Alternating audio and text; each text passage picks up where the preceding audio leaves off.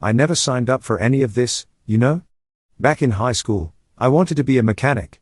Life had a way of tossing curveballs when you least expected them, though. One sweltering July morning, just a couple of weeks shy of my 18th birthday, they landed. It wasn't the sleek discs or flashing lights that caught the world's attention, it was them. The Creel.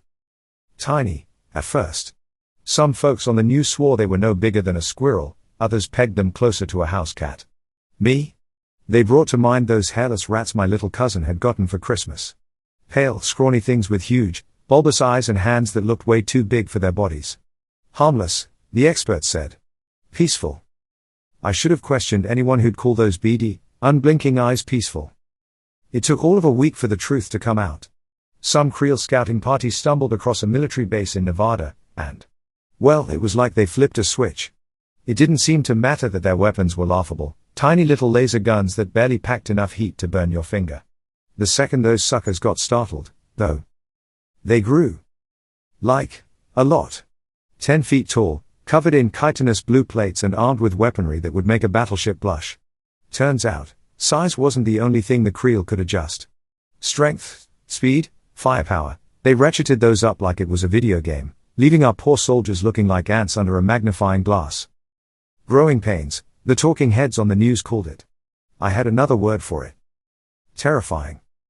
That was before everything went crazy. Before the aliens, bless whoever came up with that name, I hated calling them by their fancy Creel moniker, started leveling whole towns. Before the government put out those frantic calls for recruits, promising citizenship and college tuition if you survived a couple of tours. Funny how fear makes a good motivator. I ended up crammed into basic training with half the desperate kids from my neighborhood, learning how to shoot, follow orders, and not freak out when your buddy next to you goes down screaming. Most of us didn't have a choice. Our neighborhood wasn't one the rich folks visited often. If you didn't enlist, your options were dodging alien patrols or starving. Survival was a simple equation. We got shipped out 6 months later. Not as some grand army, oh no. It was more like shoving scraps of meat into a grinder. Our platoon got dropped into the hot zone outside what used to be St. Louis, armed with fancy laser rifles, power armor that made me feel like a clunky astronaut, and a whole lot of prayers.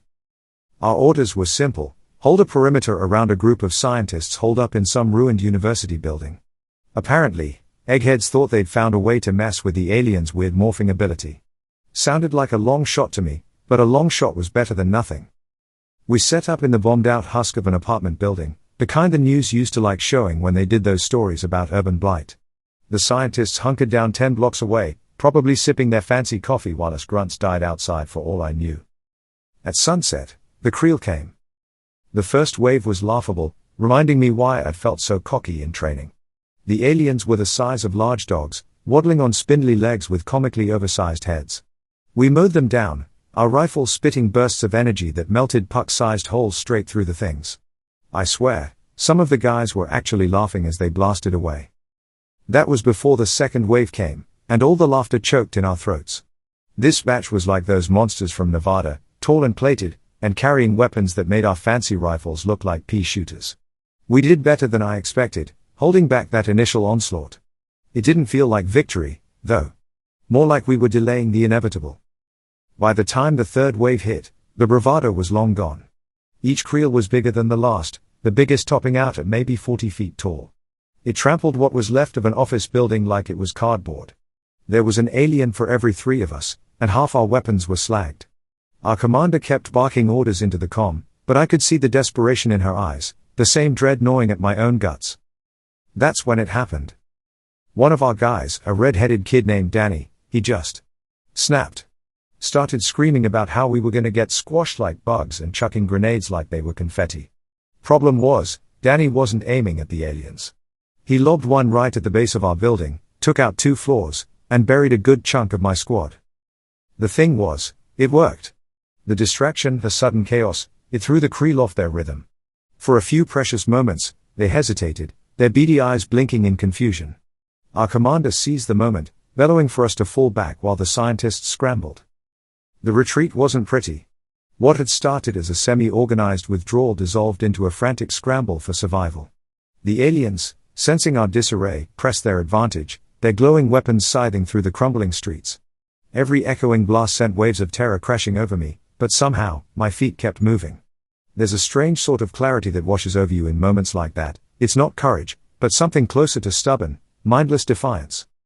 Danny was running alongside me, still half crazed, ranting about giant bugs and how the world wasn't meant for things this big. I wanted to throttle him, but fear kept my mouth shut. We took a sharp turn, stumbling down a wrecked alleyway littered with rubble and twisted, rusting cars.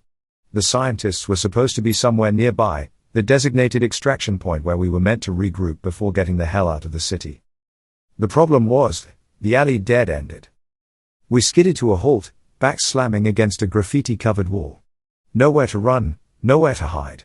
Despair clawed at my throat, thick and choking. This was it, wasn't it? The place where my stupid luck finally ran out. A roar shook the air, the ground trembling beneath my boots. I squeezed my eyes shut, expecting the searing flash of alien fire. But when I peeked through my fingers, I couldn't believe what I saw. One of the Creel, the biggest I'd ever seen, was lumbering into the alley, its colossal shadow engulfing us. I was too stunned to move, even as its insectal head loomed over Danny, who'd finally gone silent. Its beady eyes narrowed, not with rage, but with something like curiosity. And then, it reached out. The Creel's massive hand, tipped with claws the size of machetes, gently scooped Danny up. He let out a pathetic squeak as he was raised towards those huge, unblinking eyes. My legs felt like lead. I couldn't move, couldn't even raise my rifle. It was like watching a train wreck in slow motion. The Creel tilted its head, studying him. Danny squirmed, his terror giving way to a wild gleam of hope. Was he as cracked as he seemed, or did he see something I didn't? Show 'em, Danny. I finally croaked out, my voice barely above a whisper. Show those freaks what we're made of. He didn't need any more encouragement. With a yelp of defiance, Danny pulled the pins on his grenades, the ones he'd been chucking like confetti. The Creel blinked, confusion rippling across its insectal features. A second later, the grenades detonated, a blinding flash painting the alleyway in white heat. I threw myself to the ground, a wave of force blasting over me. When I dared to look up, the alley was filled with swirling dust and the sharp, metallic tang of alien blood. The giant Creel reeled back, roaring in pain, its massive body spasming. Danny was gone, vaporized in the explosion. What was left of the alien stumbled, its segmented legs collapsing. It smashed against a wall, the impact sending tremors through the collapsing buildings. But it wasn't over. With a final, shuddering heave, the Creel seemed to shrink, its armored plating folding inward. I rubbed grit out of my eyes, squinting in disbelief. The colossal alien had morphed back into the squirrely little form I'd first seen on the news.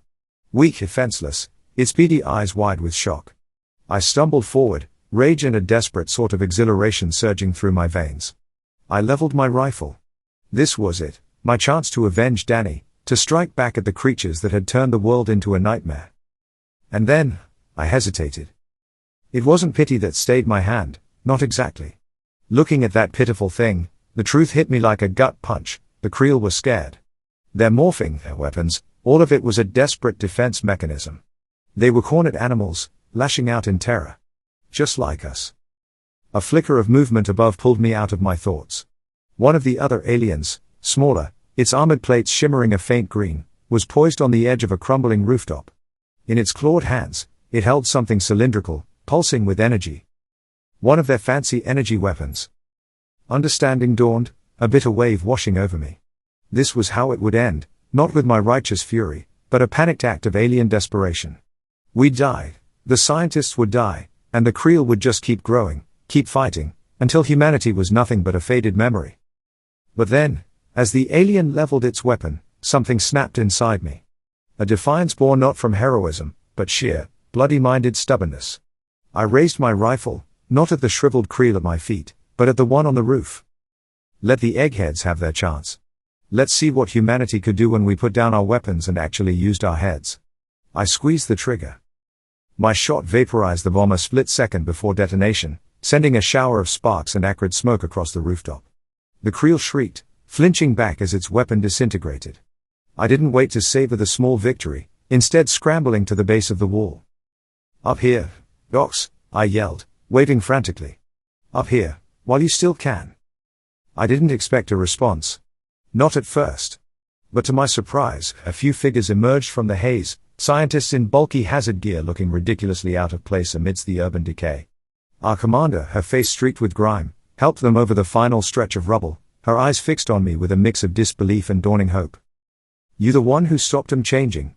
One of the scientists, a wiry Asian woman, squinted at me through dirt-smudged goggles. "Just gave 'em something else to worry about," I shrugged, then pointed at the collapsed alien, still twitching feebly. "But we figured something out. When they get big, they get mean, but they also get slow. Takes time for 'em to power up all that fancy armor, right?" The scientists exchanged bewildered glances. Then, the realization seemed to hit them all at once. "If we can catch them small," the Asian woman started, her voice rising with excitement, "we can wipe them out before they're a threat." Another, a burly guy with a thick beard, finished her thought. The commander stepped forward, her exhaustion momentarily forgotten. "How?" "We've been tweaking the jamming signal," the Asian woman, Dr. Park, I recalled from the briefing, explained hurriedly. "It scrambles their biology, should prevent the morph. But it's got limited range, and they have to be in their base form when we activate it. So we lure 'em in," I said, a reckless plan crystallizing in my mind. "Hit 'em with everything we've got while they're still the size of squirrels, then you guys trigger the scrambler. Boom, problem solved." It was madness, the kind of last-ditch gamble that got you shot for insubordination during peacetime. But desperate times and all that. To my amazement, a ruthless smile spread across the commander's face. "I like it. Risky as hell, but I like it. Can your scientists rig something to generate the signal, something portable?" Dr. Park nodded grimly. "Give us an hour. We'll cannibalize our equipment, jury rig a field generator. Then we turn ourselves into bait," the commander said with a grim chuckle. "Spread out along this back street, raise enough of a ruckus to get their attention. You," she jabbed a finger at me, "take charge of the scientists' defense. Keep their heads down and those brainboxes working." It was the closest thing to an order I'd received since getting dumped into this mess. And honestly, it was a relief. The blind terror was fading, replaced with a strange, focused calm. We had a plan. A stupid, high-risk plan, but a plan nonetheless. The next hour was a blur of controlled chaos. The scientists worked with a manic intensity, stripping down equipment and splicing wires with trembling hands. The rest of us scattered, using the ruined storefronts as cover and taking turns firing patshots to draw the Creel in. The aliens responded, moving with surprising swiftness for their size. Every flash of alien weaponry, every shriek of a fallen comrade sent icy dread slithering down my spine.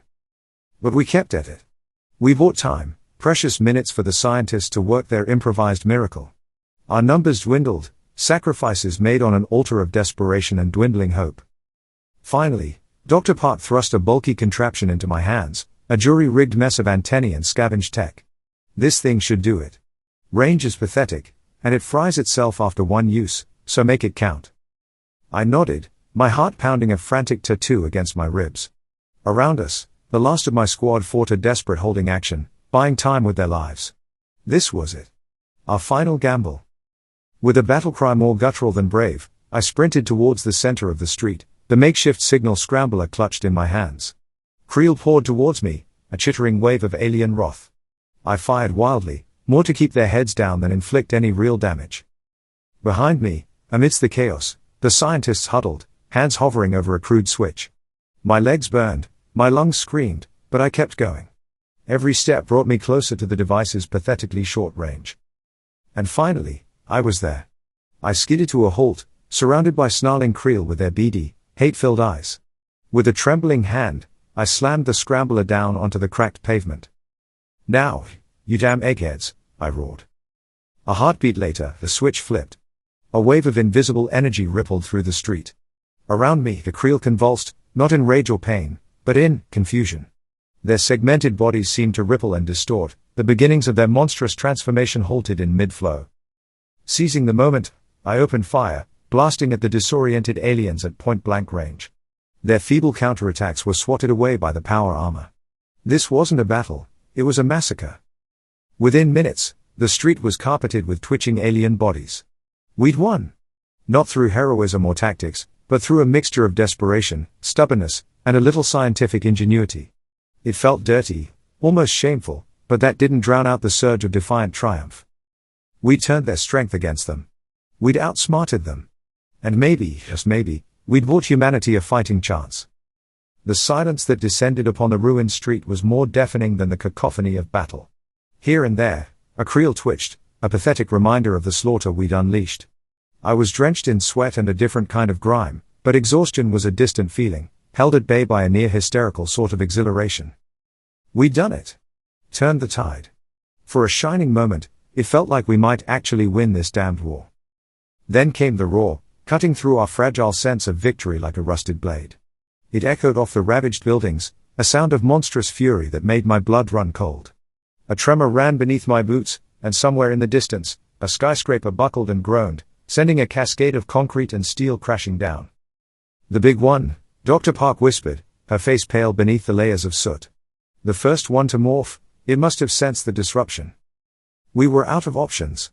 The scrambler was burnt out, and there was no way we could take down a full-grown Creel with our remaining firepower. We were back to square one, staring down the impossible.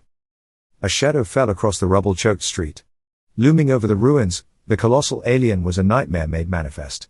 Its rage was a palpable thing, a wave of fury that washed over us like acid rain. Run! Our commander's order was barely audible over the din, a futile gesture against the inevitable. But something in me, that same stubborn defiance that had gotten us this far, refused to give in. We couldn't fight this thing, but maybe, just maybe, we could outsmart it. Frantically, I searched the ruined cityscape, my eyes landing on the mangled wreckage of a bus, half submerged in a crater. Over here, I yelled, waving wildly at the scientists and whatever remained of our squad. Get to the bus. Chaos reigned as we scrambled for cover. The Creel lumbered forward, its footsteps sending shockwaves that rattled the bones in my body. Every instinct screamed at me to flee, but I forced myself to wait, to trust in the insane gamble forming in my desperate mind. The alien was almost upon us, its shadow engulfing the bus.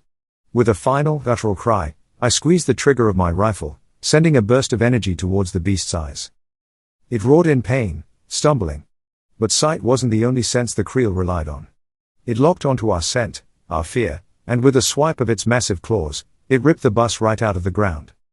We were exposed, trapped like ants beneath a magnifying glass. And then, I saw it. A glint of metal amidst the wreckage, the severed fuel line of the gas tank, spewing its volatile contents across the crater. This was it, our last, desperate play. Dr. Park, I shouted, my voice ragged, the scrambler. Can you overload it? Her eyes widened in comprehension. It'll explode. Just do it, I yelled, already fumbling for my last grenade. We had seconds, maybe less. The scrambler coughed out a final surge of distorted energy as Dr. Park forced every ounce of power from the dying device. The Creel twitched, its massive form momentarily wreathed in flickering tendrils, drawn by the promise of growth the scrambler could no longer suppress. I ripped the pin from the grenade and flung it towards the exposed fuel line. The resulting explosion was the end of everything. The world dissolved into blinding light and searing heat, washing over me like the fiery breath of some vengeful god. I remember the feeling of weightlessness, of being lifted and tossed like a rag doll. And then, darkness. When I awoke, it was to the gentle hum of machinery and the sterile scent of antiseptic. I blinked against the harsh hospital lights, my body a symphony of aches and a skull-splitting headache. Easy there, soldier, a gentle voice soothed. I turned my head to see a smiling Dr. Park, looking weary but very much alive. You had us worried for a bit. The Creel? I croaked, the memories flooding back like a bitter tide. Dead, she replied simply. When you ignited the fuel, the scrambler kicked in one last time. Just for a split second, but it was enough. The feedback triggered some kind of chain reaction, right as it was drawing in massive amounts of energy to transform. She shook her head in wonder. It basically tore itself apart from the inside out. Spectacularly messy. A wave of relief washed over me, mingled with a lingering horror at the sheer destructive force they'd unwittingly unleashed. There were battles won, and then there was this, a desperate victory born of sacrifice and dumb luck. What now? I asked. Even the question felt heavy on my tongue. Dr. Park smiled, a flicker of something like hope in her tired eyes. Now we rebuild. And next time the aliens come knocking, we won't just fight back. We'll be ready. The following weeks were a blur of recuperation, news updates, and a hero's welcome that felt hollow and undeserved. I wasn't a hero, I was a lucky grunt who'd stumbled out of the wreckage of a desperate gamble. Still, the world needed hope, and apparently, I was the face of it. The victory in St. Louis became a turning point. Cities across the globe echoed with the same tactic: lure the Creel into their small forms and hit them with localized signal scramblers. It wasn't a perfect solution. The things were nasty even when they were tiny, and casualties were still high. But for the first time since the invasion, humanity was winning. One rainy afternoon, while staring out of the hospital window at the city slowly clawing its way back to life, Dr. Park entered my room, her face etched with a new kind of worry. "We intercepted a signal," she started, her voice tight. "An alien one, originating from somewhere beyond their known space." My heart hammered against my ribs. "What does it say?" "It's not a message," Dr. Park explained, her brow furrowed. "More like a distress call. A frantic burst of data seemingly originating from a Creel command center." A cold dread settled in my stomach. A distress call? Did that mean there were more of them? A whole army of colossal Creel monsters waiting to rain down destruction? Dr. Park seemed to read my mind. "We're not sure yet. But it's a significant development. We're scrambling our best minds to decipher the data." The following days were a tense waiting game. The news was filled with nervous speculation, whispers of a coming Creel counteroffensive. Public fear, once subdued by the St. Louis victory, started to rise again. Then, one morning, the world held its breath as a colossal alien ship, unlike anything we'd ever seen, materialized in Earth's orbit. It dwarfed our space stations, a metallic behemoth that cast a long, ominous shadow across the planet. The distress call, Dr. Park explained, must have been a beacon, alerting the Creel's main forces to the resistance on Earth. Now, reinforcements were here. Panic erupted. Cities went into lockdown, troops scrambled to their defensive positions, and a primal fear gripped humanity. We'd won a skirmish, but this was a war on a scale we couldn't even begin to comprehend. As I watched the news reports, a chilling realization dawned on me. The Creel we'd fought, the ones who'd grown big and angry, they weren't the ultimate weapon. They were just the scouts, the vanguard. And now, the real monsters had arrived.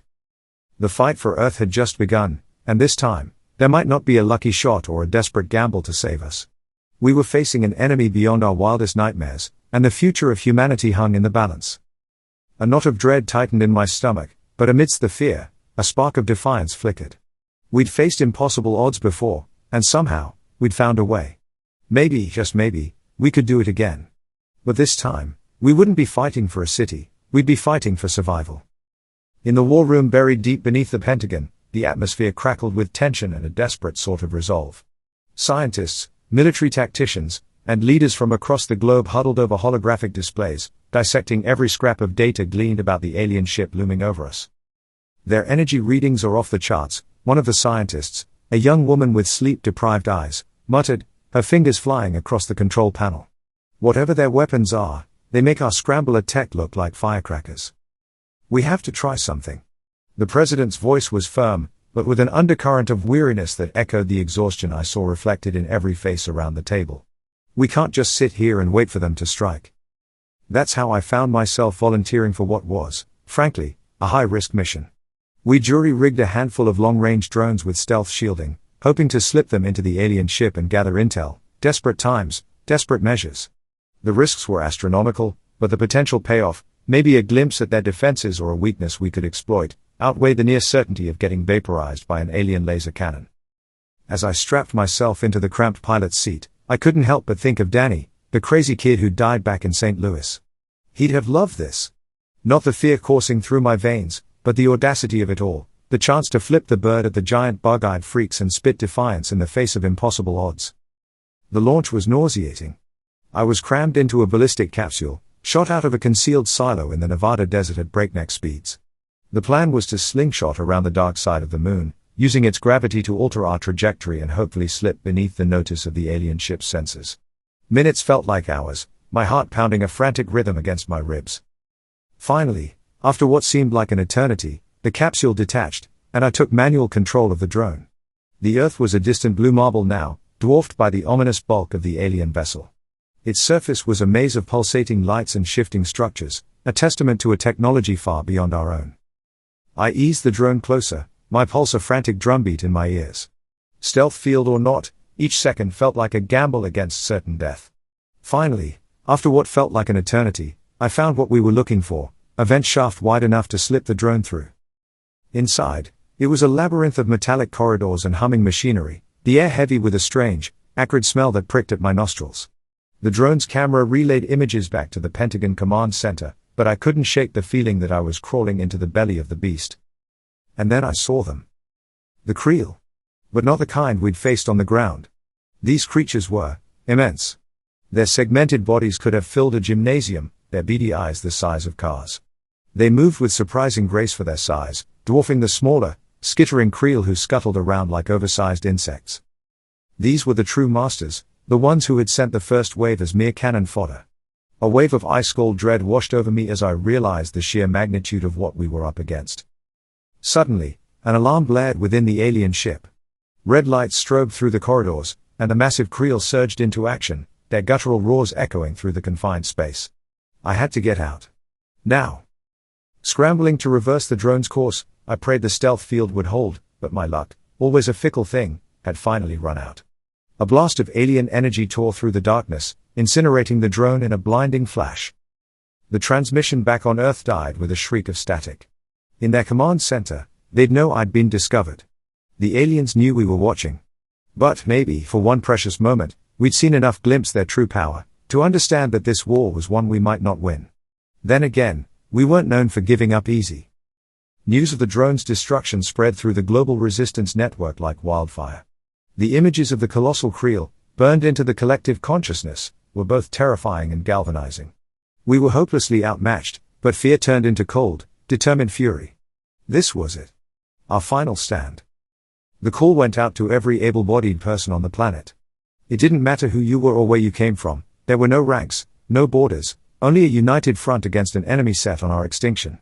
Farmers repurposed their tractors into makeshift armored vehicles, programmers sharpened lines of code into cyber weapons, kids who'd played too many war simulators suddenly found their skills terrifyingly relevant. I was back in the trenches, or the closest thing we had to trenches these days. The plan, audacious and probably doomed to failure, was to lure as many of the giant Creel to a remote stretch of the Siberian wilderness and hit them with everything we had before their ship could provide backup. It hinged on the hope that our signal scramblers would hold, preventing their growth and leaving them vulnerable to our most powerful weapons. Across the globe, the stage was set. Squads armed with scrambling tech fanned out, luring the Creel into position. Missile batteries were armed, the last remnants of our Air Force fueled and ready. This wasn't about tactics or elegant strategies, it was a raw, desperate fight for survival. As the first monstrous Creel lumbered into view, its roar shaking the frozen earth, I felt a flicker of that same irrational defiance that had kept me alive this long. We might be ants facing a cosmic boot, but we were damn well going to bite back. The first wave of missiles arced through the sky, trailing smoke and fire. Explosions rippled across the alien line, flashes of light momentarily blinding in the bleak Arctic expanse. We had their attention now. The question was it enough? A roar, louder than any that came before, ripped through the air. The ground beneath my feet seemed to tilt and heave as something even larger than the colossal Creel we'd seen before emerged from the swirling snow. Its form was monstrous, a distorted silhouette against the blizzard. It was so massive, so impossibly huge, that it seemed to violate the laws of physics, an affront to reality itself. The scrambling signal held, preventing its monstrous transformation for now. But even at a reduced size, its sheer mass was devastating. It moved with surprising speed, swatting aside tanks, decimating our carefully planned defensive line. The air crackled with counterattacks, a desperate symphony of lasers, rockets, and everything the combined might of humanity could muster. Smoke and fire filled my vision. I saw comrades fall, heard screams rise and fade into the howl of the battle. Fear clawed at my throat, icy tendrils worming their way through my defiance. And then, with a blinding flash that seared my vision even through closed eyelids, the monstrous Creel faltered. Around me, a cheer erupted as the alien staggered, its immense form racked by convulsions. Another flash, brighter still, and it collapsed, a mountain of flesh and segmented armor crashing to the snow-covered ground. A sliver of hope pierced the chaos. Maybe, just maybe. But that sliver died as the blizzard parted, revealing the massive form of the alien ship descending from the heavens. Its shadow fell over the battlefield, a monstrous eclipse blotting out the sun. From its underbelly, wave after wave of smaller Creel poured forth, their beady eyes gleaming with rage. We'd fought hard, wounded them, even. But it wasn't enough. Looking out at the impossible tide of alien reinforcements, a terrible certainty filled me. This wasn't just a battle anymore, it was the beginning of the end.